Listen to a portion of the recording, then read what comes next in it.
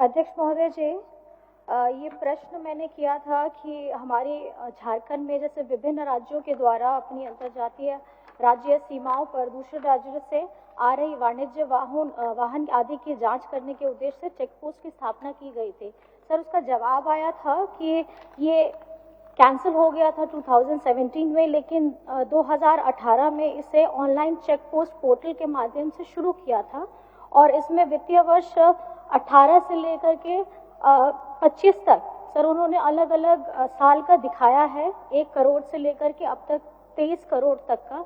Sir, मेरा ये कहना है क्योंकि ये जो राज्य अंतर्राज्यीय सीमाओं को कनेक्ट करते हैं सर, ये परिवहन विभाग के चेक पोस्ट में सिर्फ हमारे के माध्यम से sir excise duty, mineral transportation fee, permit for the commercial vehicle sir इनके लिए भी होता है, ताकि अगर हम इसका कैलकुलेशन करें तो ये हमें सही मात्रा में हमारे झारखंड राज्य को मिल सकता है। और आप जानते ही हैं, सबको ही जानता है कि झारखंड एक खनिज संपदा राज्य है और हमारे यहाँ से सड़क के माध्यम से ही दूसरे राज्यों में खनिज भेजा जाता है। तो सर, स्टेट जीएसटी की वसूली पर भी इसके माध्यम से हमारा सकारात्मक असर पड़ेगा।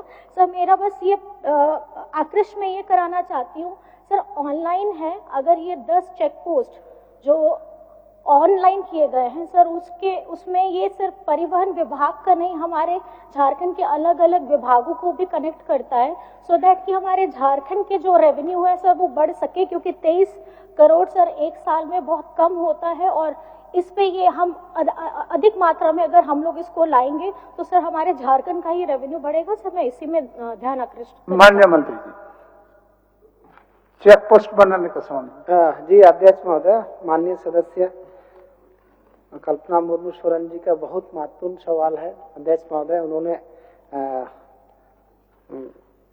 जो विषयों को उठाया है वो बहुत महत्वपूर्ण था। पूर्व में ये चेक पोस्ट काम करती थी, लेकिन किसी कारणवश इसको बंद किया गया था और ऑनलाइन शुरू होने के बाद से जो आंकड़ा दिया गया है, सही बात है कि ये कम है। हमको लगता है कि इस पर राज्य सरकार को गंभीरता से हम लोग विचार करेंगे इस पर, चूंकि बात सही है, जैसे माइनिंग क्षेत्र में भी ट्रांसपोर्टेशन का मामला है और एक्साइज में भी जैसे बाहर से वाइन वगैरह आता है बिना ये करके, तो उसका एंट्री का भी मामला है और विधि व्यवस्था का भी मामला है, क्योंकि चोरी और ये सब चीजें होगी, माफियागिरी, तो सब का भी मामला है।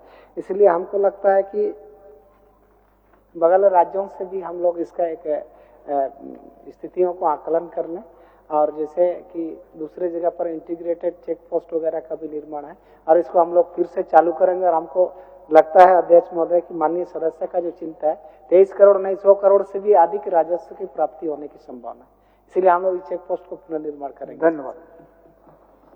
सर, यही मैं कहना चाहती हूँ कि ये सवाल शायद से मैंने बहुत देर में उठाया, किसी ने उठाया नहीं होगा।